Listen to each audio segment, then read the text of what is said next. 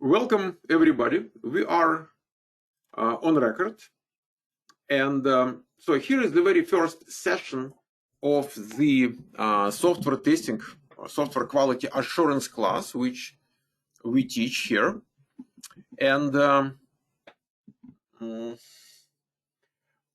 with like almost 200 people who joined our chat for looking at the class, for participating in 3 trial sessions.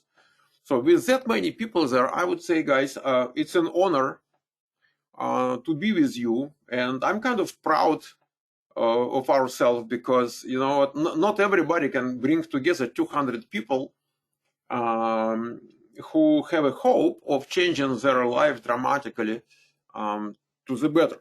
So, and we built that kind of reputation over almost 30 years, and I will tell you about that school, about that profession, what's available. I will answer your questions.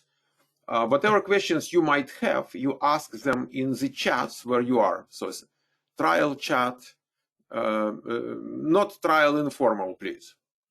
Just trial chat. Trial or just informal. So nothing in trial informal, nothing in this chat. Okay.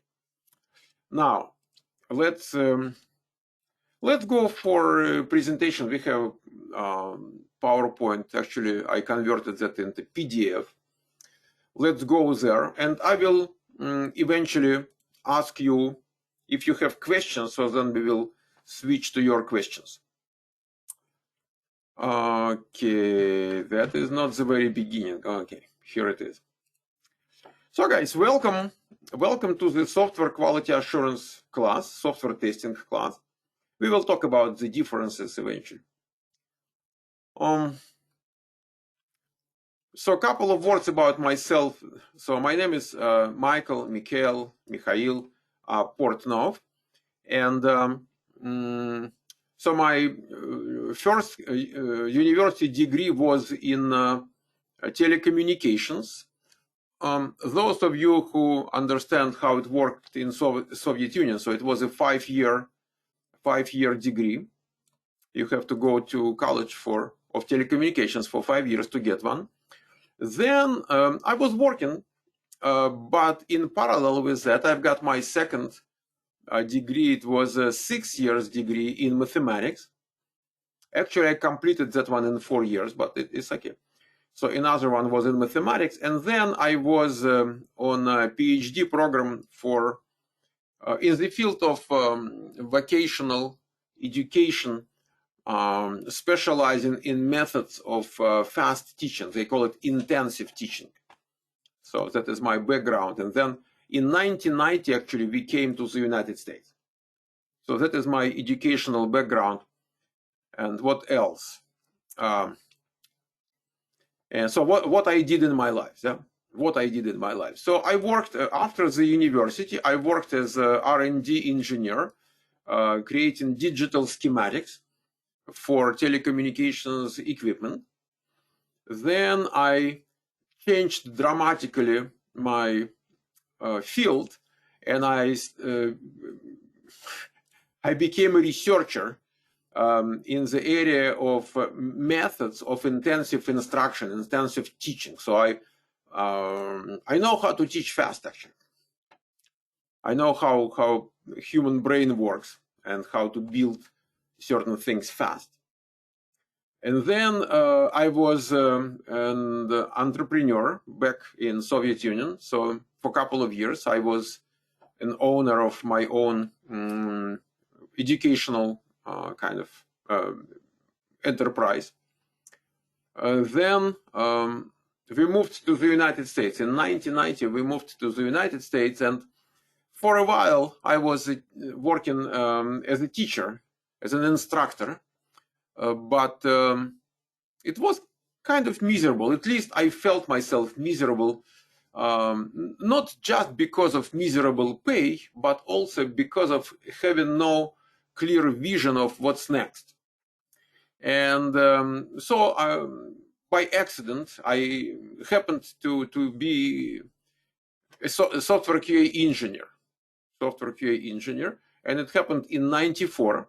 So we came here in November, December of 1990, and in less than 4 years, so I started my, no, I'm sorry, it was 92.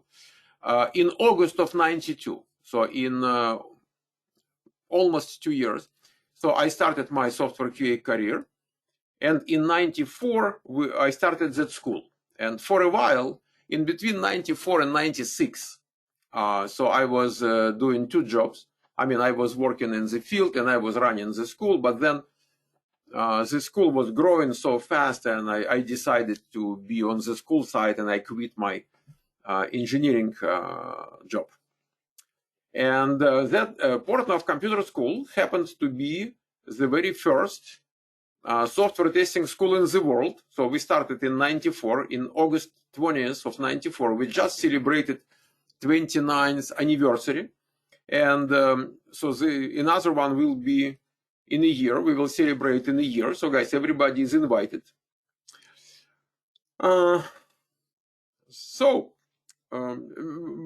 didn't know about that. I didn't think about that school being the first one. I just was thinking about recession. There was a recession time.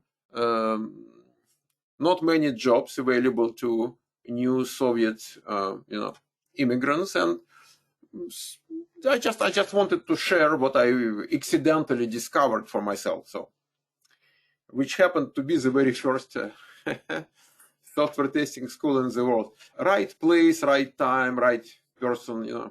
That kind of things. Okay, so then it talks a little bit in more details about my QA career. So it was August of 92. I told you it was August 20th when I started my first day. But no, I'm sorry, it was a school. It was, say pretty much close. I'm a bit August 12th or whatever. So a friend of mine introduced me to the company where he worked as a developer.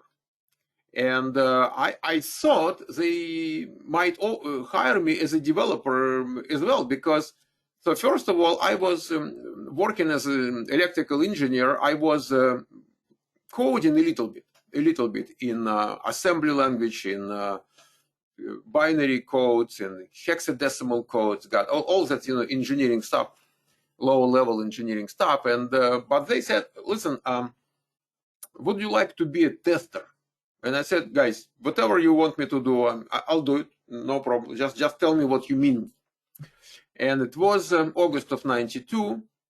For 3 months, I worked like a trainee or intern. I don't know how to call it better. And I was 36 at the time. I was born in 1956. So I was 36, and they paid me for 3 months. They paid me $1,000 a month, kind of, And so in 3 months, I've got a permanent job. They hired me, and it was 28K. To give you the perspective, I would say in 1992.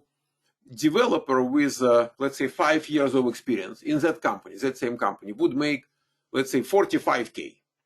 Okay, so 28K was not bad at all. Wasn't bad at all. And so I worked there for maybe 8-9 months, and then layoff happened. And I worked like crazy. It was a startup, tiny startup. I worked, God knows, maybe 65, 70 hours a week, just like crazy. So then there was a second job, but to get the second job, I had to write my QA resume. First time in my life, I had to look at my previous life, so what I did before going to QA. So I looked from that perspective at my electrical engineering job, and then at my work in educational research.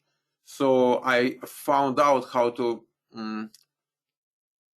present the previous experience, so it is actually benefiting me when I'm looking for another QA job. So I did my first resume at that time. It was April of '93.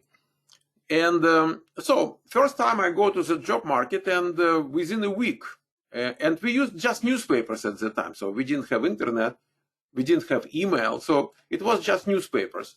I found 5 jobs within a week, just 5. And I sent 5 resumes. I've got 2 interviews and 1 job offer.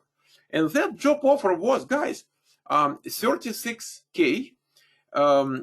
Just to give you an idea, when I've got my 28K job, I asked the VP of engineering, I said, what's ahead? What kind of profession is that? What kind of job is that? And he said, well, if everything goes fine, in 5 years, you stay with us, and in 5 years, you might grow up to 40K. And a couple of Russian developers, and Russians are cynical, you know that. So they told me, Michael, don't listen to him. I mean, it's you cannot make that much money, you know, doing such a miserable job. You have to learn coding. You have to become a programmer. So instead of 5 years, so I've got that job, 36K, and in literally few months, that company was sold to another company, and they gave me a raise. They gave me 40K. So from 28K to 40K, I kind of transitioned within a year, just within a year. But there was a lesson I learned. You cannot make much more unless you move. And I didn't move. I mean, the God was watching me and saying, Michael, no comfort zone, gave me a kick. So, and I moved to another job. And it was a multimedia startup. I learned a lot there. You can't imagine. Multimedia at that time was like internet in a couple of years. So then, and again, that company got restructured in 9-10 months, and I was laid off. And then I've got a job at Borland. Borland at that time was a very famous company. It's like Facebook today. It was one of the 3 most honorable, you know, famous companies in software business. So, and I was doing automation there. So that is where I started to do automation, and they paid me $35 per hour. You cannot imagine how much money it was. You just cannot imagine. Pretty much at that time, in '93, actually in November of '93, I purchased a condo here in Mountain View. And Mountain View is the very heart of Silicon Valley. And I purchased a condo for 130K. 130K, I gave 10,000 deposit. I mean, down payment, I'm sorry, down payment. And I've got that condo, 2-bedroom, 2-bath, 1,200 square feet. Beautiful, I mean, a real beautiful thing. It is over 1 million today. Just to get you an idea how much the 40K was. And at that time, I was the only one working in the family. So I purchased that with family income, with household income being just 40K. So, and then I've got $35 per hour, which is like 70K. And then I started that school. I started that school in August of '94 because I just couldn't keep it for myself. I mean, it was too big to keep for myself. And I worked as a QA manager later on. I worked for a glorious startup called Broad Vision later on. But in '96, the school grew up so fast and so big, I just couldn't, really couldn't keep 2 jobs anymore. And then I just moved to the school side. And so my QA career started in '92, and that school started in '94. And software QA profession was born in early '90s. Prior to '90s, nobody tested software on that basis, kind of professional basis, because the software market was very small, and people who used software were kind of advanced people. So if they run into problems, they write to the company, and company sends them a diskette with an update. You know, that's it. But in early '90s, there was a PC boom. each and every year, 91, 92, 93, 94, number of personal computers sold doubled every year. Double. And now we've got millions of people who are not in business of testing anything. They just want things to be working, or they bring it back to the stores. That's it. So testing moved inside the companies. I can tell you that in 94, when I started that school, developers who brought their wives, to spouses to my school, they were asking, Michael, I mean, what is that profession? So we are developing software, we are testing our work ourselves, so who are testers?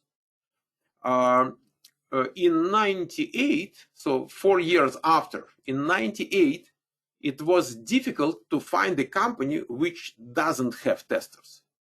So that entire transition happened within 4 or 5 years. And then what also happened when we moved to, the industry moved to developing web applications and then mobile applications, the proportion between developers and testers started to change dramatically. In 98, we would have maybe 1 QA person for 10 developers. Now we have 1 QA person for 1 developer. So number of developers, grew up, but number of testers grows 10 times faster. Is growing 10 times faster than number of developers. So you understand what kind of boom we are a part of.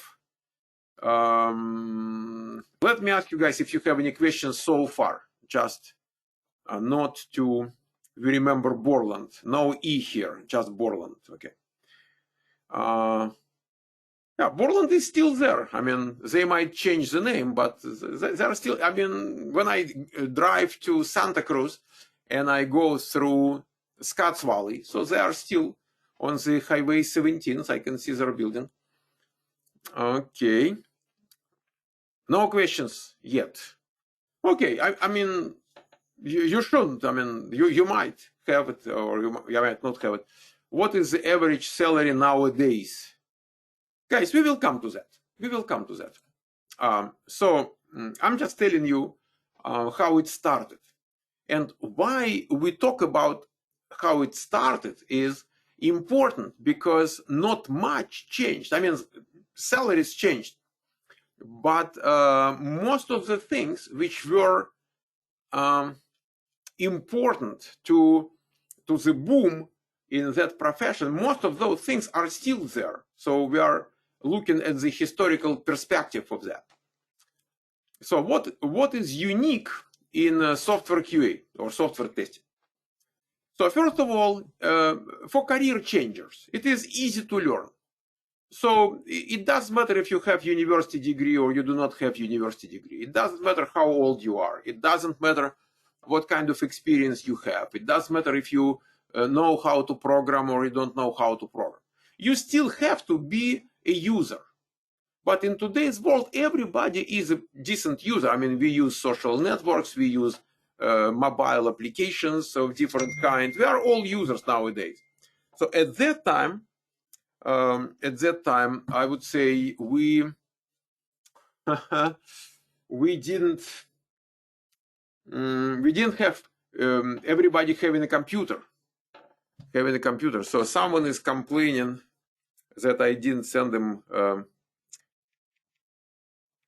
a link to the. Guys, if you would excuse me for a second, let me see. So do I have that? Do I have that link on my computer? Yes. Okay. May have to go to my. God knows what it is. So 7911. Okay. Sorry, I'm sorry, guys. So I've forgotten to send someone a link. Okay, but it's important to let people in. I mean, it's a life-changing stuff what I'm doing here right now with you. So, so it is easy. Let's say 4 to 6 months is enough to start working. 4 to 6 months. I'm not saying it is 100% up to you. It is maybe 85% up to you and what you do, okay? Because there are things which you do not control. You cannot control the job market. You cannot control the economy. But in terms of economy, I can tell you, we started in 94, and over 29 years, there was just, we experienced four recessions, and there was just one which actually hurt the QA market, and it was when internet boom collapsed. Let's say 2001, 2002, for a couple of years it was pretty much non-existent, but it was local. Here in Silicon Valley, whoever wanted to get a job outside of Silicon Valley was able to go and get a job. So it was a local job market problem, not like overall US job market problem. So I would say over 30 years, there was nothing which really hurt the job market. Especially nowadays when we have remote jobs, so it is even less important now, because whatever happens locally, so we still pretty big market outside of local area. So fairly high compensation. So when you get out of that school, you are looking at $40 per hour, anywhere in between 35 and 45. It could be 50, it could be even more. I just do not want to set unrealistic expectations. So let's say if 10% of people get over $40 per hour, so I don't want you to think that it's like everybody does it. But 90% of people will get 35 and more. So no matter where you are on US map. So if we talk about other countries, it's a different story. But here in US, no matter where you are, you will start around, let's say, 35, $40 per hour. And it's not actually, when you change your career, it is not about your first check. When you change your career, you compare your existing career with the new career, let's say in a short term perspective, let's say 2-3 years, and longer term perspective, let's say 5-10 years. In 2-3 years in software testing field, if you keep learning and growing, I see no reason for you to make, let's say, less than 140, 150K. I mean, I know exactly how to get there. If you ask me, Michael, how would I make 150K 3 years from now, 2 years from now? Some people make it 1 year from, I mean, not when they start learning, but when they start their first job. Some people make it in 1 year. And again, it is kind of extreme, but overall, if you are hardworking and kind of enthusiastic about growing in that profession, 140, 150 is pretty much common. I'm not talking about people who are making 200 and 250 sometimes. I'm not even looking at that in that direction. Even though we have people who are making that much as well. So high demand in all parts of the US, Canada, Europe. Guys, you would be surprised where our graduates are working. I mean, pretty much every country. Okay, all the states of the United States, all over the states and Canada. If I think about Europe, all the countries of former Soviet Union, Finland, Italy, Romania, Czech Republic, Swiss, Germany, Ireland, UK, Spain, I mean, everywhere. New Zealand, Australia, Vietnam, Israel, Pakistan, I mean, Emirates. You know? So it is just amazing how broad the geographic, part of that is now. Sometimes specifically because of the remote jobs. In Latin America, we have graduates working in Chile, in Argentina, in Brazil, in Mexico. So all over the place. You can start working with relatively low technical skill level. Technical skill level, it doesn't mean you shouldn't have any technical skills, but when it comes to the first job, that is the uniqueness of QA profession compared to other IT professions. To enter the field, you do not need much of technical skills. What you really need is your what is called soft skills. You have to pay attention, you have to be responsible, you have to communicate with the team, you have to be able and willing to put yourself in the shoes of the potential user, or let's say view the software through the eyes of a user. So you have to be the decent person. And that is how you get your first job. If you want to make 150K, which is pretty much like developers level of compensation, so then you will have to have much more technical skills. Yeah, absolutely. Which eventually comes. But to start, you don't have to be very technical. You just have to be the right person, and you still have to learn what we teach. Age doesn't work against you. I'm not saying it helps, but it doesn't work against you. I just got I'm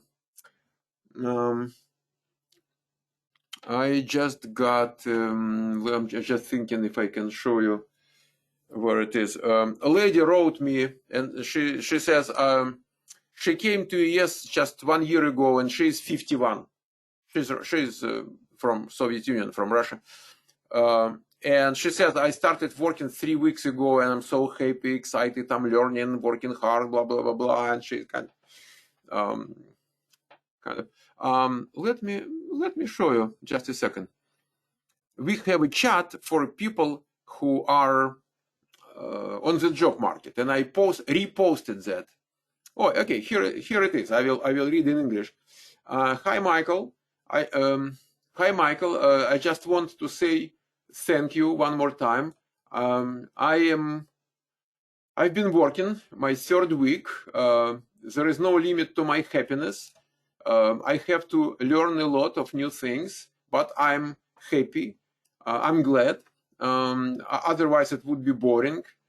So you understand how important it is for me. I can tell you that I'm 51 years old, and I'm literally just 1 year in the US. I've been 1 year in the US. And for those who are concerned with their age, in my team, we have people of completely different ages and absolutely different, probably race. I don't know what she means. It is just amazing. Okay, so that is. I mean, I just got it. Well, when I get something nice, I repost it, to people who are looking for a job to motivate them.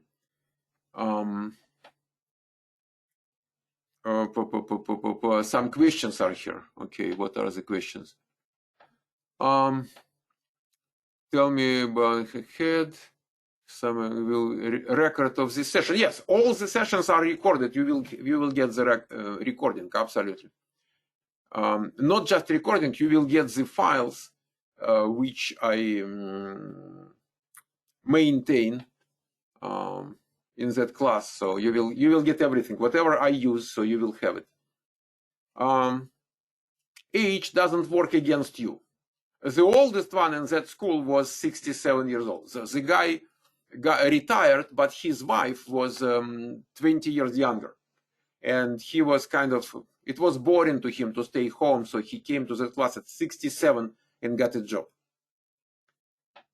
I mean, really, I'm not saying that all the 67 years old guys, might go and do that, but what I'm saying, it's a market. I mean, there is a demand for everything, and there is no actual discrimination. I mean, you might run into something, but overall, it's very open. Whatever degree or no degree you have is fine. I mean, it's better to have a degree, but if you don't have a degree, it's fine. Remote positions are available no matter where you live. If you look at the remote jobs market, it is shrinking right now because during the pandemic time, everybody, I mean, in software testing, everybody was working remotely, like maybe not 100%, but close to that. Now it is maybe 30% working remotely and 70% working kind of hybrid way. So let's say 2 days in office, 3 days from home, kind of combination, but you cannot really be as much, 100% remote, but it happens. I mean, just last week, we have a girl who lives in Boca Raton. And so she got 2 job offers. We discussed which one to take. And then she contacts me in a couple of weeks and she says, Michael, I've got another one. And the one she accepted, and she was working there already. So it was in Virginia. And another one she got was in New York, 75K, both. 75K permanent job, completely remote. And she's in Boca Raton. I would say, guys, 75K in Boca Raton is like 150 here in Silicon Valley, I can promise you. If you look at the, cost of living. Remote positions. So industry knowledge might help. Means if you have background in medical field. Medical field means medical, microbiology, pharmaceuticals, that kind, biotechnology. So it helps because we have lots of medical companies doing things like that. If you have knowledge of foreign languages, so there are some jobs which require knowledge of foreign languages. If you have background in let's say we had a gentleman here who was a mechanical engineer with, God knows, 30 years of experience. And he got hired by Autodesk. Autodesk is the company which is doing AutoCAD, the drawing software. And he was testing specifically the printouts of drawings. Guys, PhD in computer science doesn't help you to understand mechanical drawings. And with his experience, so he was able to see and find lots of bugs in that area. That is how he started his QA career, because of specific knowledge he had. I'm not saying it happens quite often, but it might be your path. We have a gentleman here. He was a professional ice hockey player who retired in Russia. He retired and moved to Spain, working as a coach. And then he won a green card and came to my class, and he was 42 at the moment. But he did have pretty good knowledge of Spanish. And you might ask, Michael, in the United States, how difficult it is to find someone who speaks Spanish. Well, in software testing, it's a big deal, believe it or not. So he got his first job, and it was $50 per hour. It was 20 years ago. $50 per hour just to do, it's called localization testing. And then, and he's still in the field. So I see his resume sometimes on certain platforms where people look for a job. No colleges offering degrees in software testing. Means there is nobody on the market who is better educated than you are. Definitely, they might have computer science degree, but guys, people with computer science degree normally do not do software testing. Normally, they are supposed to be doing something more complicated than just competing with recruits from other industries. So you do not compete with people who are better educated. So at that point, let me look at your questions if you have any. And so I will spend some time reading and answering. Why your invitation on Skype is not working? I don't know what you mean. Obviously, we have tons of people in the class, so the invitation is working. Current situation on the market. We'll talk about it. Why do you think the number increased for QA? Technology changed. Technology changed. Again, we will talk about moving from waterfall development model to agile development model. So the technological changes, okay, required more people to test because we have fewer time for testing. So we used to have 6 months, to test something before release. So now we might have 2 weeks. So it's a different story. How do you track changes in the profession? I'm not sure what you mean. Please tell me more what awaits us ahead. We will talk about the class. Lots of reviews that manual testing is no longer relevant and you need to learn automated testing. It's not about reviews. I wouldn't call it reviews. Some people might have their own opinion. Most of that comes from people who are not able to find a job in manual testing because they have no idea of manual testing, and they never say it's not me having no idea. They say it is the field who is dead. I've been hearing that stuff since day one, since 1994 when we started that school. These people say same things. They say it will be outsourced to India. It will be automated and done by robots. And for 30 years, almost 30 years, I've been hearing again and again and again the toxic crap. And it's up to you. I mean, if you listen to these people, you listen to these people. So you kind of, and all the time we had successful graduates getting jobs in manual testing. Definitely, demand for automation keeps growing. It doesn't mean that demand for manual testing is shrinking. So if you think about proportion, yes, proportionally, the automated testing grows faster than manual testing, but the volume of manual testing is not decreasing. There is no reason for that. Some people will tell you that Chat GPT, so another junk, we have most recent junk is Chat GPT will replace human testers and developers, by the way. So will we have the record? Yes. The distance is more about the organization of training. What would we get in the end? We'll talk about it. Most of the jobs are online. No, not most of the jobs. Most of the jobs are hybrid. But still, there is a percentage of jobs, done online, yes. And it will stay pretty substantial. I mean, prior to pandemic, how many people worked completely remotely? Maybe, I don't know, 3%.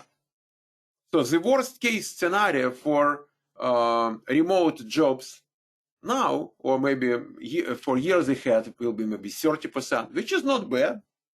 I don't know exactly, guys. I'm not, the expert who will tell you exactly which percentage of jobs is going to be just completely remote, but it is huge compared to what it was prior to pandemic. You are 74. Congratulations. So when you get a job, you're going to be the oldest one. So you will keep the record. I will reimburse you 50% of tuition after you get a job, in exchange of recording a video with me. Okay. Will we do training for soft skills during the course? Absolutely, no doubt about it. We want you to get a job. Okay, whatever is needed to get a job is what we're gonna do. So we are not specifically the place where you can learn technical or whatever skills, because honestly, it is worth no money. I mean, you can go and learn software testing for free. You can learn software testing for $10, $15. You go to Udemy or any online platform, learning platform, and it costs $10, $15. You're not going to get a job after that. But when we talk about technical skills, it's kind of, I mean, why would you pay money for that? So when you come to us, So we take care about you getting a job, not exactly learning the profession. Definitely we learn the profession, no doubt about that part, but we take care of many things. We'll talk about it. Do you think office staff can get more salary, or it depends on your management? I don't know. I mean, company by company, there is no kind of overall trend. Is any chance that you will make a job offer to some of us after we graduate? Georgie, when you come here, okay, you shouldn't feel yourself miserable, okay? So unless us, okay, me offers you a job, so then you're never gonna get a job in your life. It is not the way, right way, correct way of thinking, okay? The correct thinking is, I come to that program, I'm gonna get a job no matter what. I don't need anybody, this guy or that guy or those guys, to give me a job.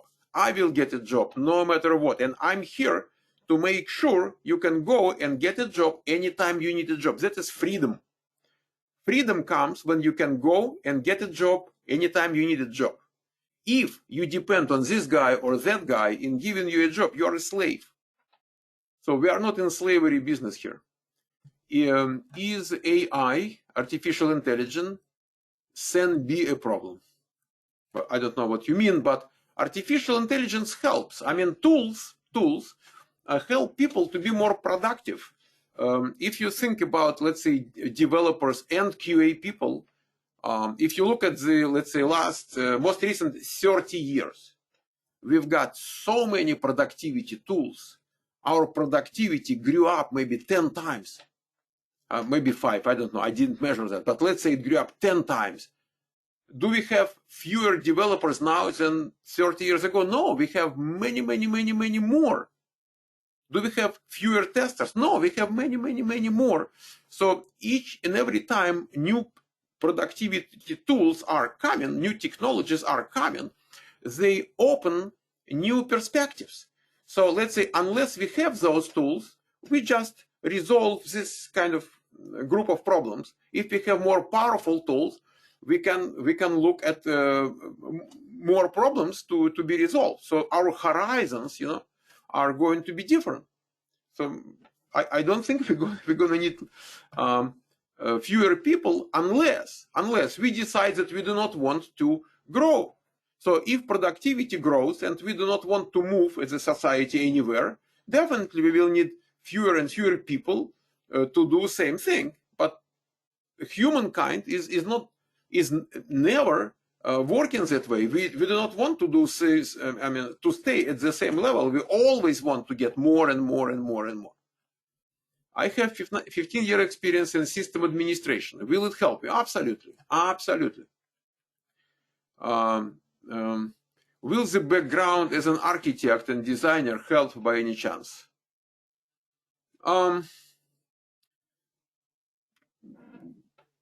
I think we might look at what you've done as a designer or architect, and definitely you utilize certain software, and we can show certain skills which you developed, and definitely, I mean, we cannot say it will give you huge advantage over other people, but it will add, I mean, somewhat, we will get somewhat to show you in a kind of better way.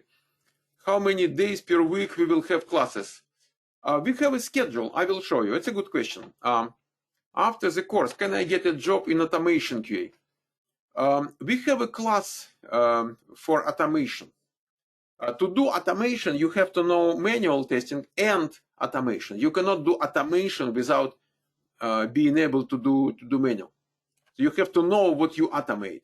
So we have a class in automation. It starts, the next one starts October 2nd. But again, we still want you to do manual testing first, unless you have very strong background, technical background, and you can just learn automation with us and pick up manual testing on your own.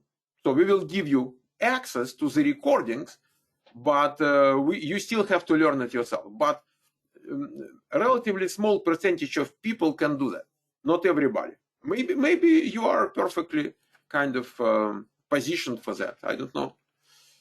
We will learn manual or automation. In that class, we learn manual. Meanwhile, we have 20% of the program is automation. We just cannot promise you that you're going to get a job in automation. But even when you look for a job in manual testing, they still want you to have some idea of automation, because when the time comes, so you already have some, some background, some knowledge. No experience in technical field. Since you are writing in Russian, I kind of have a suspicion that it's not just no experience in technical field, but it's also about English. So English is a problem. I mean, if you have no English or very little English, it will be a problem. I mean, definitely taking that class will improve your English, specifically in projection to the software testing kind of conversations, interviews. Well, if English is not a problem, it's a different story. If you have no experience in technical field, it's perfectly fine. You are like 90%, well, 75% of people in that group. Okay, let me see. Okay, informal. Okay, so guys, we have people writing pretty much in just one group. You are in California. Will it be better to learn the testing on the campus? I'm not running the campus. The campus is a different program. It costs 3 times more. So our class is 2,000 and campus is 6,000. It might be a good solution for you. I don't know. But then it depends where in California. I mean, if you live here in Silicon Valley, it's one story. If you are in Los Angeles, for example, so then it's going to be remote anyway. I'm using iOS for many years. Can I use this for testing, or Windows is better? Definitely it is good, but you still have to know, I mean, you have to be ready to test on Windows platform. I mean, you cannot say I'm a QA person and the only platform I have is just Mac. It would be too much. Yeah. What is the difference between this program and campus? I told you already. In terms of hours, it is relatively close. Campus has more hours. Campus has fewer people in the class. And so just different things. Just different things. So keep going. What about English level? People have concerns, and the major concern is, so what if my English is not enough, And from my experience, out of 10 people who tell me, my English is not good enough, 8 are okay. So nobody expects you to be kind of Shakespeare level, speaker of English. You have to be functional. So we teach classes in English, so you can get, because we want you to get a job. If we teach you in Russian, how would you go to the job market? You have to talk about the thing, in English. Number one. Number two,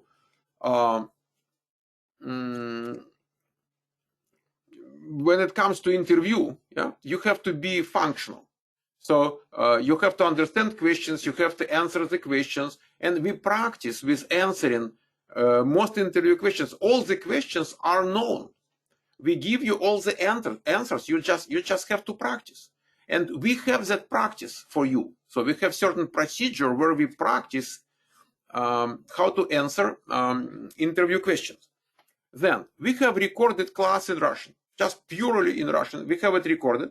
We have recorded class with Russian and English subtitles, so you can switch to Russian subtitles, English subtitles. We have it available if you want to. Morning time, October 23. That is misspelled. Okay, October 23. We start new class. It's a morning class because we are targeting the European market. In US, it's in the morning. Let's say 10 a.m. here in California, 10 a.m. here, 1 p.m. in New York. So we have that class with subtitles in English and Russian, and each fifth session is in Russian. So we kind of have Russian support, Russian language support. But what I'm saying, we have multiple levels of support, Russian language support, so you can transition from having not much of idea, of English, and then transitioning. We have a class of English for QA. So it is recorded. So we do not charge you for that. It is recorded, and you can actually use it if you want to. Very good class. I mean, beautiful class. Keep going. Common worries. So I just created that slide today to address different things people have in mind. So is my English good enough to get a job? So we talked about that. Am I too old or too young? Guys, definitely it's better to be too young rather than too old. But it's all doable. I mean, it's not that much about the age. Nobody knows your age. And specifically when you work remotely, so they don't really care much, even if they do care about that, if you're working locally. But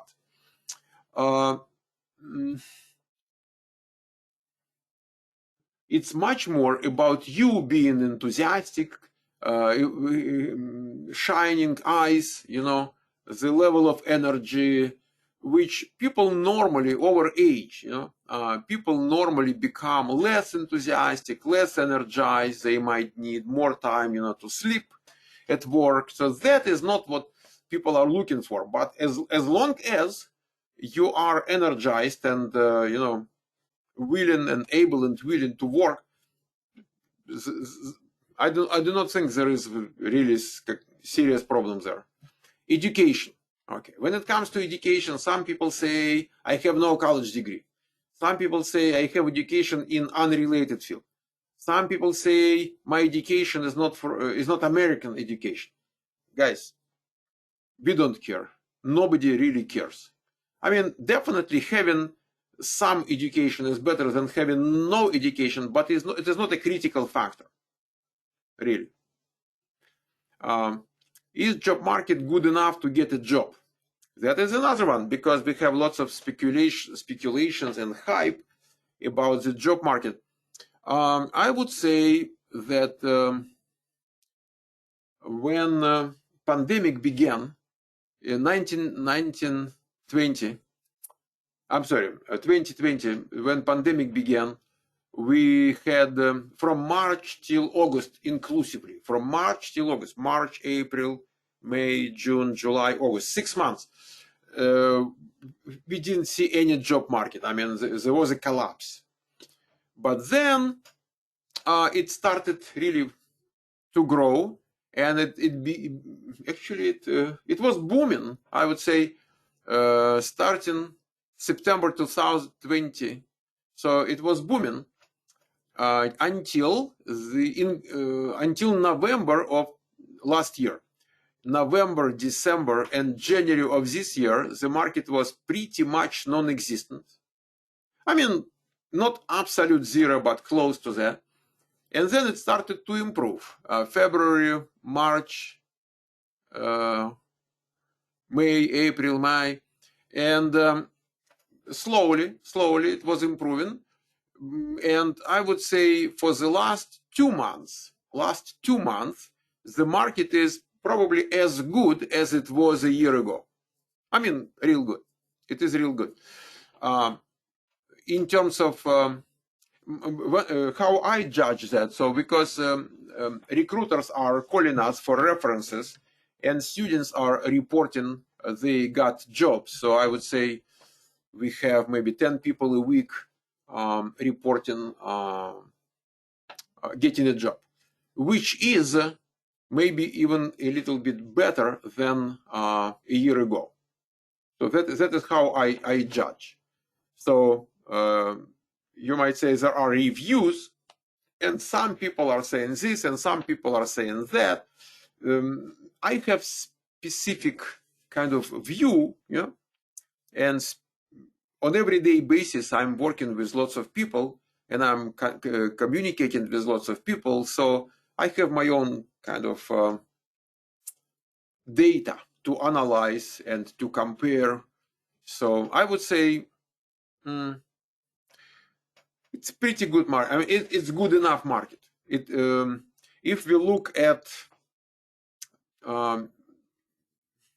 29, 30 years since I started my career, if we look at the most recent 30 years of that market, I would say maybe 15 years out of 30, the market was like we have today or worse. So it's not bad. It's not a bad market. Again, we did know better times, but definitely today's market is not a depressed market or somehow kind of, not the right time. I don't know what's going to be in 6 months. So when you go to the job market, it might be 6 months from now, 5-6 months from now. So then I don't have the crystal ball, but so far it looks like economy is improving and the job market is improving. And I didn't hear about mass layoffs recently, and the IT job market is the unemployment. Let's say US. Let's Google US IT. I'm sorry. US IT unemployment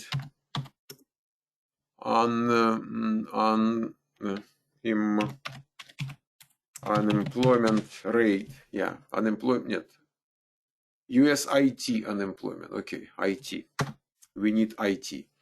Employment is in IT. July 7th. Okay, what does it say here?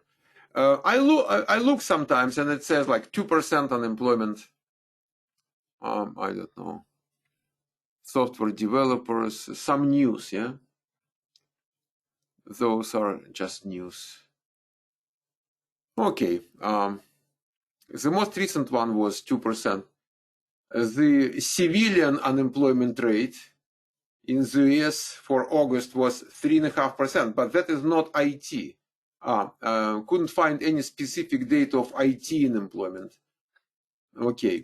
However, according to the Bureau of Labor Statistics, the unemployment rate of the information sector, which includes IT, was 2.7 in July. Okay.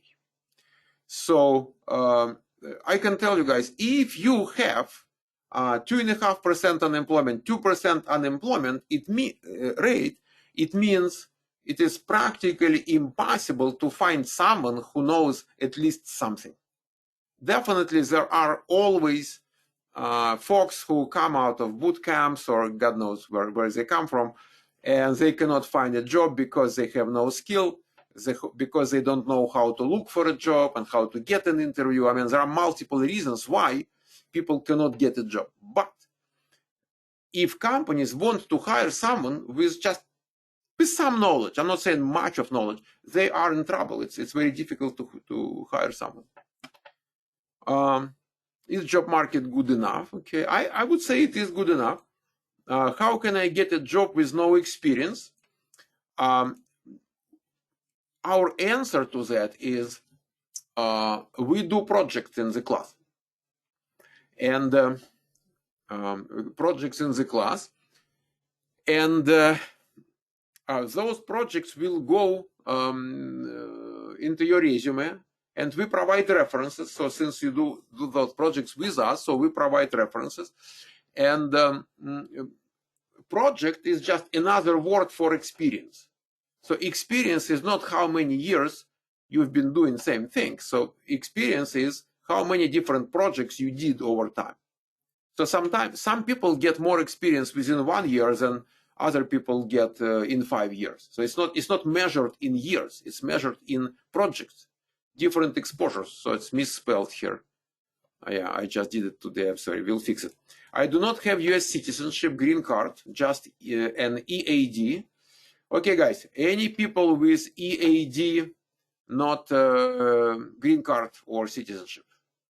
Anybody who is concerned with being on EAD rather than green card or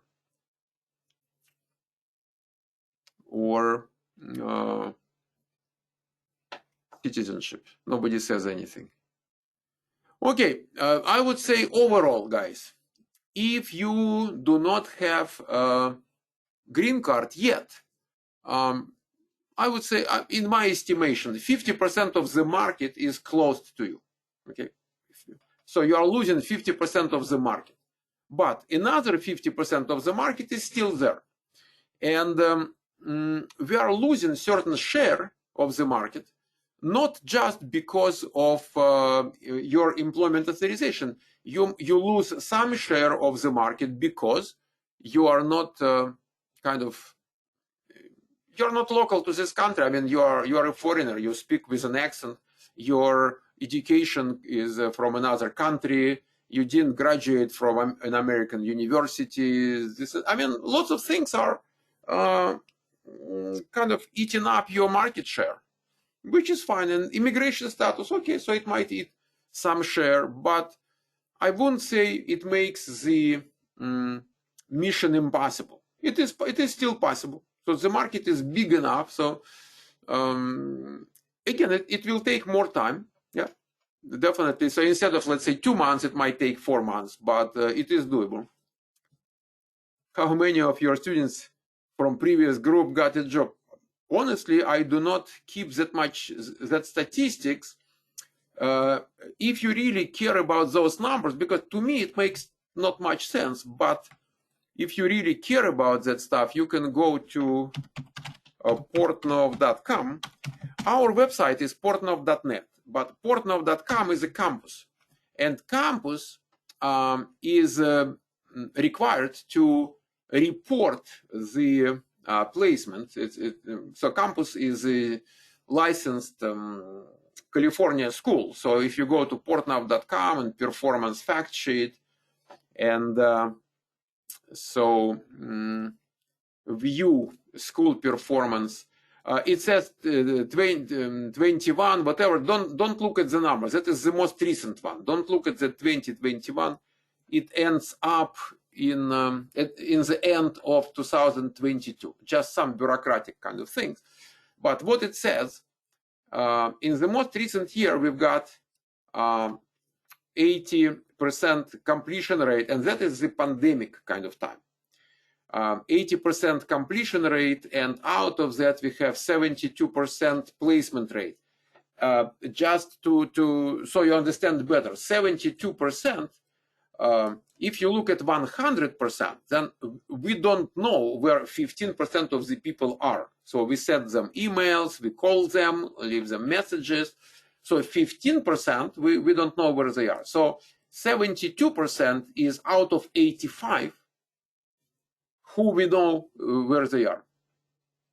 Okay? So, but again, it says nothing about you. Okay? It says nothing about your chances or whatever. I just do not want you to, I do not want you to take certain data which is not really relevant to you. You might, for example, you can go here and say Portnov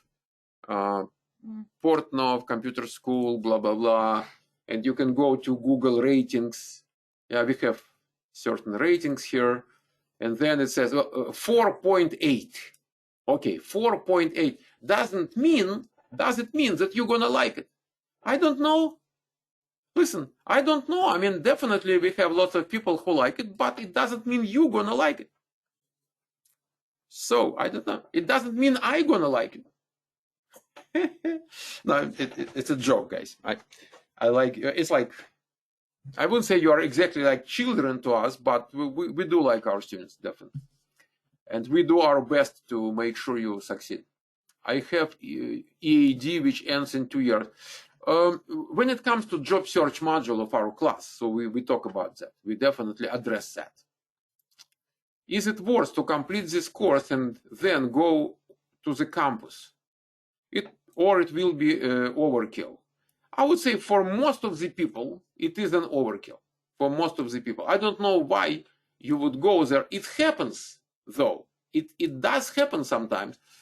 But honestly, I don't know why you would do that. I mean, under certain circumstances, you might, yes. I've done double, if I do have WA, work authorization, okay, and SSN, but don't have green card. Does the green card still matter? It still matters, but again, as I told you, you're going to lose 50% of the market. I have legal permission to enter US and request permission to work there. However, I would need for an employer to request the permit for me. No way. Just no way. Just a note for all of you. A lot of recruiters ask about copy of green card before schedule an interview. I would suggest you not to interfere with my teaching, okay? So I teach here. And whatever you might experience or hear from other people, okay, it's not like you are here to instruct others. We know how to deal with that, I can tell you. Yes, they ask you, do you have green card? You say, yes, I do. They say, show me your green card. And we know how to do that.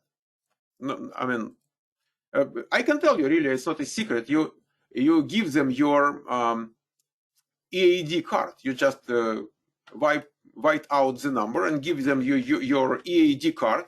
And it's not a green card, but 80% it works. 20% no, and 80% it does work. So they ask you, but you don't have to kind of,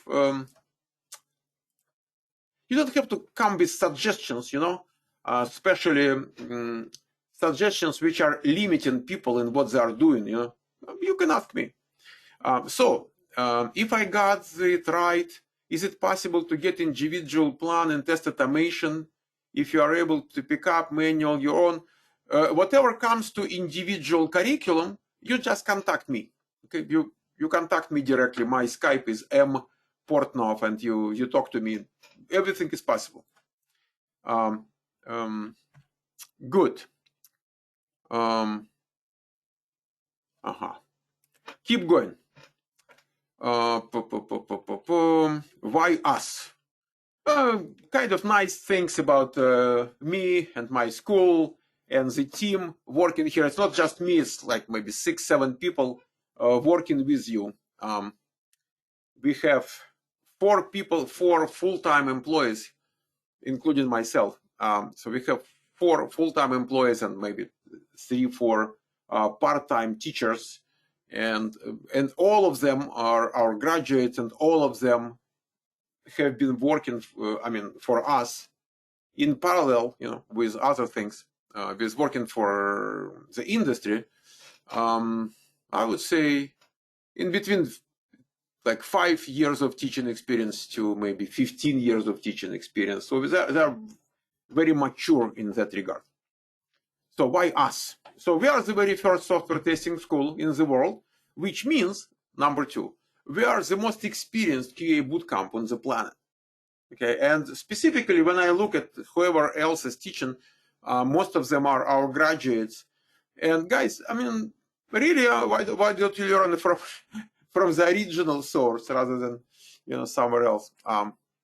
Okay, so we do have experience. So and we are cheaper. When you look at the price, so our program is $2,000, so $20 per hour. We are $2,000, and our program is 100 hours. When you look at all other people, they might be charging $2,500 and $3,000 and $3,500, and their program is 40-50 hours. That's it. And they are our graduates.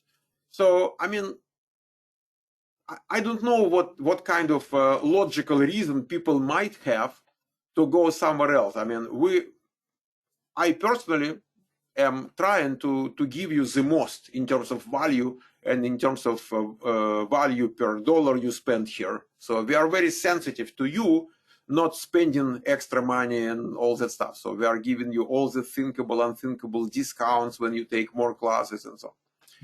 So we are the most experienced and we are the most affordable. You can repeat classes on unlimited basis at no charge. Guys, no charge and no limit. If we look at the chats we have, so we have that September trial chat, and we have, look at that, September informal. Informal is for people who are repeating the class.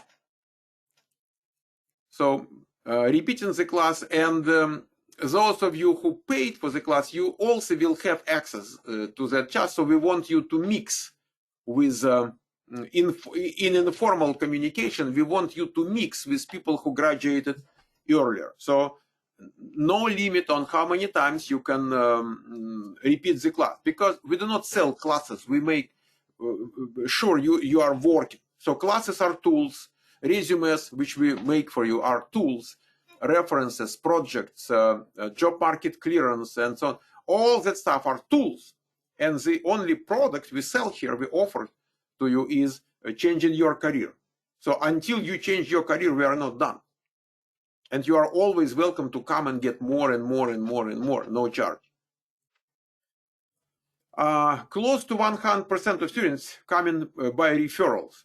So who else you know who works that way? We started to advertise, I can tell you, we started to advertise in June, 3 months ago.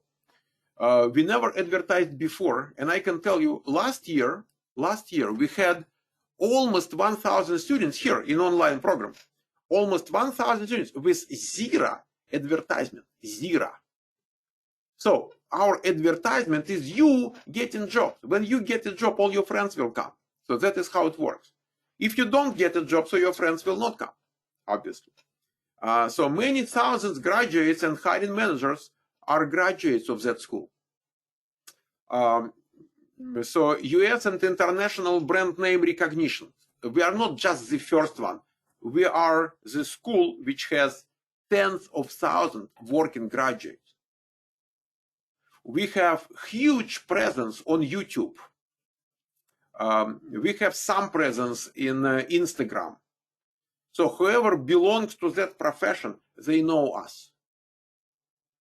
So kind of you become a part of a very big network, I would put it that way.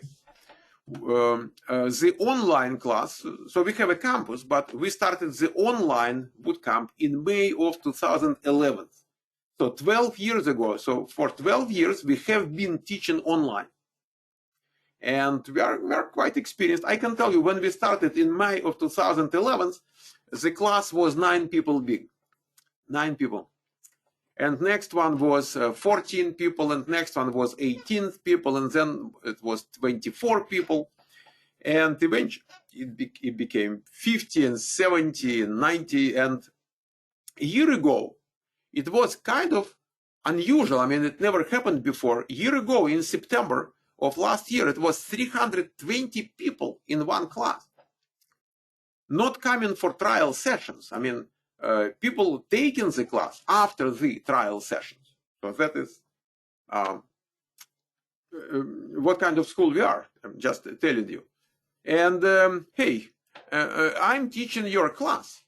So there is no any other place in the world where you come and learn from me, guys. And I can tell you, it's not just learning from me, okay? It's not just being a part of educational process built by someone with technical skills and education kind of exposure and all those things. But how to say, I was, when I was a teenager, I was 15 years old, 15, 16 years old.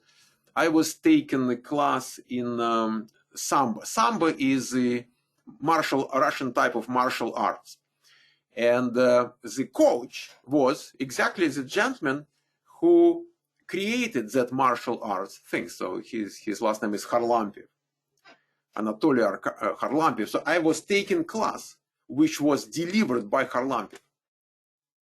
And it was 50 years ago. I'm 67 at the moment. So it was 50 years ago. And the impact he made, so it is staying with me. 50 years old after, it is still with me. Anytime I do something, and then he comes and he says, Michael, do it again. You can do better. I mean, stop doing it and do it again. You can do it better. Just go. He is still with me because so the kind of unique guy. Okay, so to you, I am your Harlampiv. Okay, he created that Samba stuff, and I created that program, which proved to be very efficient. And you cannot go to any other place and learn it from me. Okay, that is the only one. In case it makes sense to you, I mean, guys, I'm telling you what makes sense to me. So it doesn't mean it makes sense to you. Europe and former USSR countries.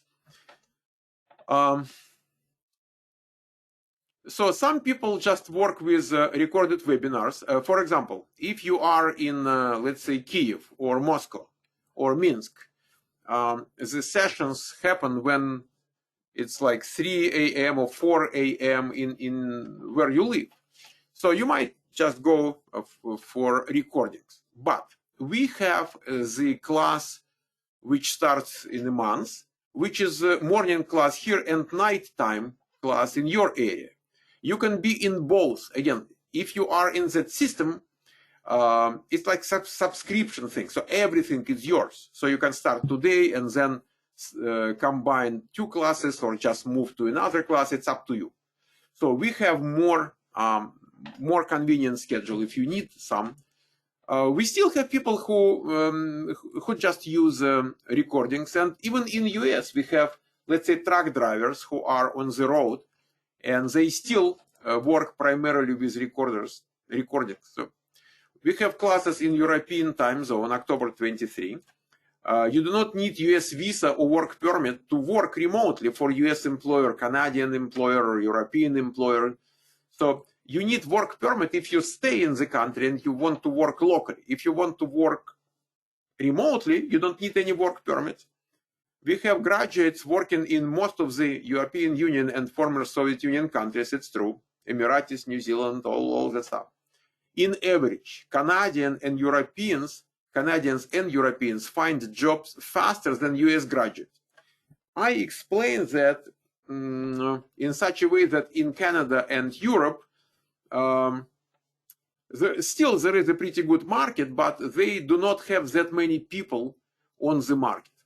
So far, it might change. I'm just comparing, how soon Canadians report I've got a job and how soon Americans report I've got a job. So in a good job market, so Canadians and Europeans get jobs faster. In a bad job market, it takes them longer. We support your job search with projects, resumes, references, and interview preparation. Same as for American students. So now, guys, we talk about what testers do at work. So software testing basically is comparing the actual software product with intended software product. So how do we know about intended software product? Well, we have requirements. How developer knows what to program? Developer gets requirements in one form or another form. It might be a conversation, and it might be well-developed written document, whichever way, whichever format.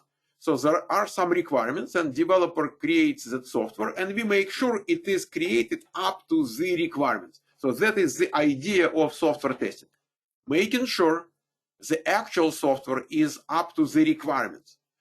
So what testers do to achieve that? So they have to know the application, being developed. Otherwise, you cannot say if it is up to requirements or not. We do some ad hoc or exploratory testing. Basically, you play with that software with the purpose of better understanding what it does and how it works. Ad hoc testing is, on one way, is kind of primitive. On the other hand, it helps to discover many bugs. So because you do certain things in ad hoc and exploratory testing, which a person who knows exactly how the product works, that person will not do that because it makes no sense. So in ad hoc and exploratory testing, we will talk in detail about that stuff. We do things which might not be really reasonable, and that is how we got lots of bugs. I can tell you stories, guys, forever about each line here. So I have all the stories. I'm like Old and New Testament together, yeah, in terms of stories. So you have to write test cases. Basically, you document testing procedures. And the most common procedure for testing is called test case. And we have multiple formats of test documentation. So you have to do testing. You have to document that testing, the procedures. You have to execute those procedures. It's called structured testing. When you execute procedures, it's called structured testing. You might automate those or not automate. It depends. Some people do automation, some people don't. No matter what, you have to be able to write bug reports. Anytime you run into a problem, you report that problem. There are special tools, databases. We go over that. That is very easy and kind of nice to learn. Everybody can do it nicely. And then when developers tell you fixed, you have to go and verify it was actually fixed. And then you have to follow certain rituals, certain rules of the game.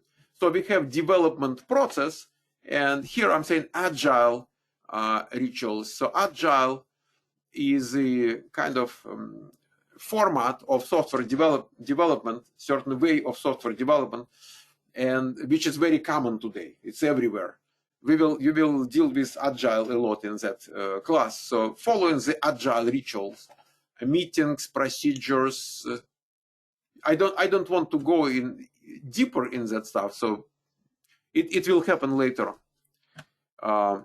And then what else? To get a job. So what do we need? And that is what we do in a class. So to get a job, you learn how to test, which means you have to be able to write test cases. If you can write test cases, you know how to test. If you know how to test, you can write test cases. You learn how to report bugs. That is very easy and simple thing. You have to talk about the projects in your resume, and that is what we do a lot. That is how we practice. When we do projects, we do not just make sure you know how to test that stuff. We make sure you know how to talk about it when it comes to interview. And you have to follow my job search guidelines. If you deviate from my job search guidelines 10%, just listen to me. Okay? Listen to me. Read my lips. If you deviate 10% from my guidelines, you're going to lose 90% of your marketability. Is it clear? 90%. So we have elaborated, extremely elaborated methodology for getting a job. And you have to follow it. I mean, if you really need a job, if you don't need a job, who cares? But if it says to get a job, you will do that. If you need a job, you will follow my guidelines religiously. Okay? And that is why you pay money to me, not to anybody else who doesn't care about you following guidelines and not even having those guidelines. What we learn, so to be up to the market requirements. So what we learn, software testing methodology for web and mobile applications specifically, test planning, test documentation, bug reporting, and working with bug tracking databases. We have 2 in-house software testing projects. One is web and another one mobile. How to get a job. We have 5 sessions on that. We have, if you want 2, it is a separate thing, separate kind of program. We have 6 weeks kind of internship or boot camp. And we charge you $500 for that. So basically, I'm making no profit out of that. So it's just a small group of 20 people, and we charge you $500. And for 6 weeks, you're going to be in kind of full-time type of involvement, you know, in a real software testing. Gray box testing with Unix, SQL, REST API, it's a part of your program. Fundamentals of test automation. We have 20 hours on test automation, which helps you to get a job in manual testing. Because when you go for manual testing jobs, they still want you to demonstrate certain idea of test automation. Now, guys, so that is important. To get, you are where you are, you know, and to get different results, you have to be different. I mean, you have to change. So we are in business of helping you with that change. And we have 2 goals. So goal number 1 is you get a job. Goal number 2, you keep the job. Honestly, it is very unusual for our graduate who gets a job to do not keep a job. Normally, if it happens, and it's very rare, normally if it happens, it's about inadequate behavior of people. I remember one gentleman who came on Saturday and printed pornography on corporate printer, and part of that stuff, you know, came later. And when everybody came on Monday, you know, that pornography was on the printer. Then sysadmin looked at out of which computer it was printed, so he lost the job. Things like that. Things like that. That profession is easy. It's very kind of common sense type of profession. Common sense is not exactly common, I can tell you that. But still, most of the people have common sense. Especially if you come to our program, guys, it means you have common sense. Otherwise, how would you come to us? You would probably go somewhere else. So it's a joke. It's a joke. So you have a couple of weeks. I mean, you start working. They give you a couple of weeks to understand where you are, what kind of application you are testing, blah, blah, blah. And it's enough to become productive already. And we teach you that. We teach you how to become productive from the day 1. And that is exactly what we're going to do next session after tomorrow, Thursday. And we will do a project. We will do testing. We will do bug reports. Next session, we will do it. So we expect from you hard work, commitment, and trust. No trust, then no chance. Okay. So if you want to do it yourself, guys. I don't care. I mean, really, if you want to do it yourself, do it yourself. But my kind of concern is you're not going to get a result. That is the only reason why I concerned about you doing it yourself. So we need your trust, commitment, undivided commitment,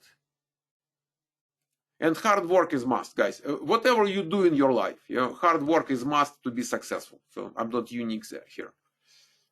Course components. So what do we have included? So overall, it's 100 hours. Actually, it is more. I mean, today we are supposed to have 1 hour. We have been already talking for an hour and a half. So I'm not counting. It could be an hour and a half, could be 2 sometimes. You know, who is counting? But technically speaking, we have 100 hours in total. Then we have 24 hours of QA. Most of it is done by myself. 36 hours of projects and mobile testing. 20 hours of back-end, Unix, SQL, REST API. All of those things are very much important for your market position. 20 hours introduction to test automation. So webinars are recorded and made available. I'll show you in a second for live. You can repeat the classes on unlimited basis. Previous classes, everything is available. Video archive, we have a video archive. Unlimited online counseling. So, I mean, if you need one-on-one, you can, I mean, you can definitely have it. And then interview questions. I told you, we know all the questions and we give you all the answers. So they are coming from graduates going to the job market. So reported by fellow graduates. It covers, whatever we give you covers 95% of whatever they might potentially ask you. And it is coming specifically from US and Canada job market. And it is in your market niche. It's not seniors. It's not, God knows, automation. It's just you, what you gonna get, okay? And so we give you those questions, we give you the answers, we give you drills, quizzes, and I mean, lots of tools. And we discuss answers in the class. So you just have to learn those. Now, guys, I have a notepad. Actually, before we go there, I'm sorry. Before we go to that file, let me show you. Here is the your class page. It's right here, yeah, class page. Portnov. Maybe I will send it to your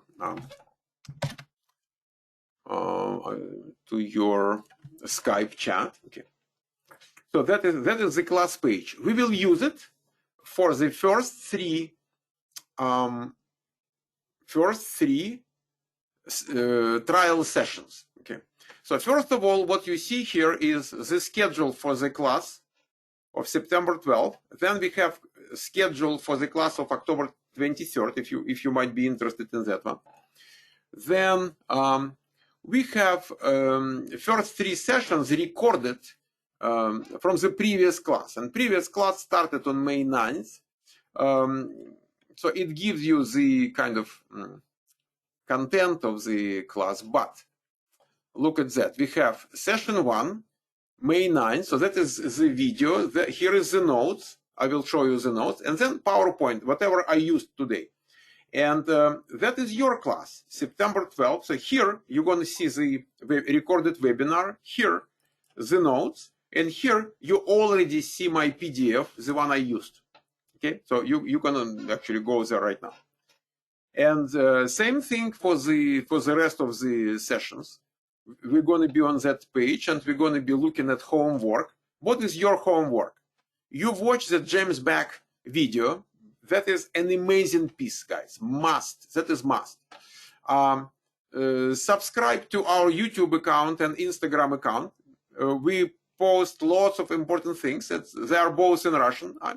I believe 99% of you here are Russian speaking, but so those are both in Russian. We do not ask you to do much, but just watching the James Back video. And tomorrow, next session, we'll be doing some testing here already. Now, let's look at that file, which is going to be right here. It is going to be, I'm sorry. It is going to be right here, notes, after the class, notes. It says, portnov.net is our class website. Guys, do not confuse with portnov.com. Portnov.com is a different operation. It's a campus. It has nothing to do with us in terms of, I mean, two different organizations doing different programs. We used to be same organization, but, and we are very close and we are cooperating. And but if you want to communicate to us, you go to portnov.net. That is your class page for the first three sessions. Here is your schedule. And again, your schedule is here, but your schedule is also right there at the top of the page, just in case I'm giving you one more there. By the way, from the online home page, you can go to payment and registrations. Login, you can register there and you can make payment from that page. Okay, keep going. Course payment link. Okay, here is the page where you can pay from. And we take credit cards and PayPal and Zelle and bank transfer and Google Pay and crypto. By the way, guys, I need some couple of thousand in crypto. If you can pay crypto, I can give you let's say $100 discount, $100 discount, because I just need some crypto to pay to certain folks in Russia and Belarus for some services. So I cannot pay otherwise just by using crypto. So if someone is able to do that, I will appreciate it and give you 100 discount for that. Not to everybody who wants to. I just need maybe $2,000. Then registration is here only if you decide to pay. Okay. Unless you want to pay, don't register, guys. Don't trash our database, really. So if you decide to pay, you register, you pay, you tell us, we enable your account, and then you get access to all the resources and so on. Class chats and how we use them. Okay. We have two trial chats, trial chat and trial informal chat. So trial chat is for communicating when we are in the class.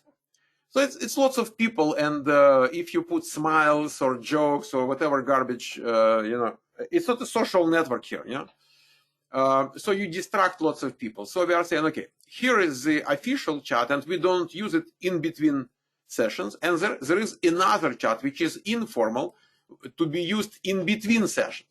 It doesn't mean you can abuse those. So those chats are property of the school. They are given to you for communication related to the class. Okay, so it is not a social network, so only the class-related issues. No spam, distractions, smiles, thanks, and so on. No links to third-party resources without my approval. So you might think that some website is so important and cool. Without my approval, you cannot do that. I am the only one who decides which resources to be used by our students. No soliciting. Guys, if anybody is soliciting you, please let me know. I will kick them out.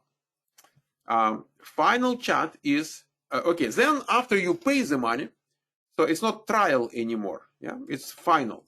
So final chat for those who paid the money. And final informal is the same thing for informal communication.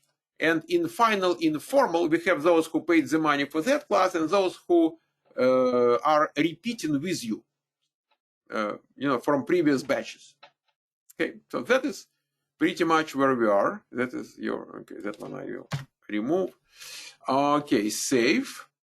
Looks like I talked about whatever I planned, but now we will look at your questions, guys.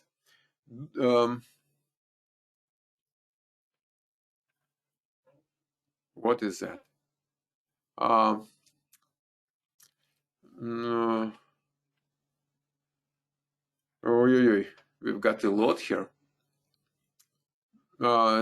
Yes, it is possible to get individual curriculum, whatever your situation might be. So the class might be too slow, we can handle that. It might be too fast for you, we can handle that. We can handle everything. So it's like you go to doctor and doctor works with you. Okay, so I'm your doctor, and I have solution for everybody. Can you say something about UX design? I'm choosing between testing and UX. Ask yourself how you're going to get a job. It's like you are saying, okay, why should I pay $2,000 for your class if I can go and get free classes on YouTube? Or why should I take your class because there is a class in Ukraine and they teach in English? And I talked to one of you here. He told me, and they charge $500 and they teach QA and they are in Ukraine. My question to both is, how are you going to get a job? Who will do your resume? What's going to be in your resume? Who will provide references for you? Who will prepare you for an interview? Who will teach you how to be at the top of the search? When recruiters search for you, for people, not you, but when recruiters search for certain skills, how would you become number 1 or number 2 or number 3 out of 1,000? When they search for people, how would you get, let's say, 10 calls a day instead of 2 calls a week?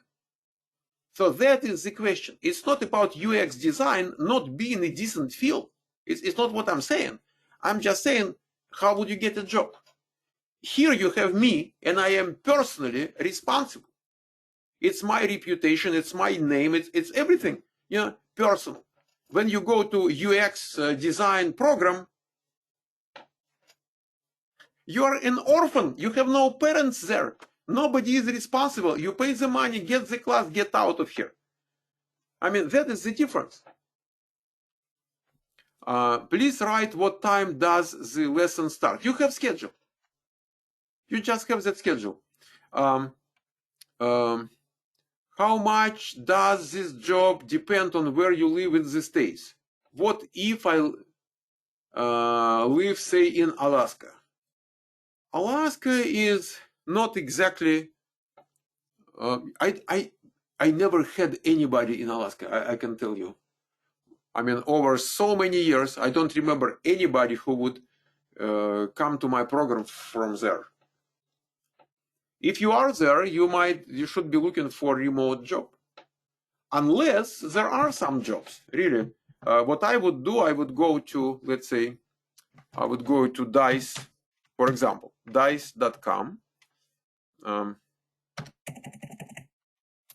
would go to dice.com. Dice, Monster, Career Builder. There are multiple places. Search, okay, job. Let's say QA, and let's say Anchorage, Alaska. No. Okay, is it Alaska? No. Okay, I'm not sure. I don't even remember the abbreviation for Alaska. No. If that is the actual Alaska. So what do we have? We have 400 jobs, including the remote jobs. If I say exclude remote, okay, exclude local jobs only, there is nothing there. I mean, really, just there is nothing there. What if I say Alaska, just entire Alaska, USA? Search jobs. Yeah. So there is no jobs. Basically, no jobs for the last how any day? No, let's say 7 days. For the last 7 days, 0. What if I say? What if I remove exclude remote? Exclude remote, search jobs. What do we have now? No. Oh, remote only. I'm sorry. Remote only. Remote only, it doesn't matter where you are. I mean, you might be in Alaska, you might be in Florida, you will still get all those jobs which are not in Alaska. And listen, within 7 days, you are getting 1,000 jobs. It's not bad. Really, it's not bad. I wouldn't say all of them are in QA, software QA. There might be manufacturing QA jobs or whatever. We can say, instead of QA, we can say software QA. Let's try software QA engineer. Okay, let's do it this way. Software QA engineer. 3,000. Oh, God. So not bad, guys. And that is remote only within the last 7 days. Just go and check. Yeah, that's not a big deal. Do you have any opinion?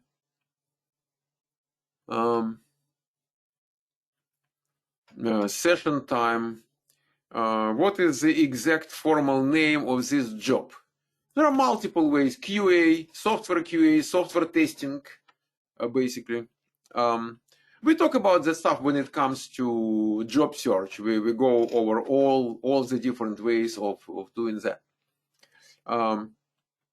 I would say QA and test are the most common ones.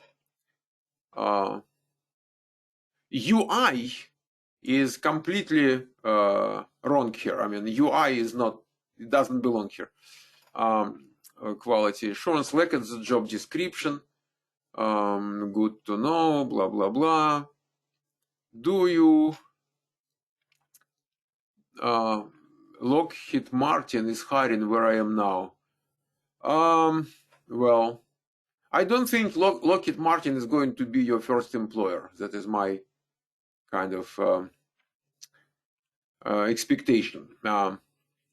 Do you apply any fee with credit card payment? No. Guys, we do not apply any fees. Whatever fees are, so they are on us. So I would say we pay normally, like maybe in average, it's like 3%. If you pay $1,000, so we pay $30 on that, on each and every 1,000 you pay.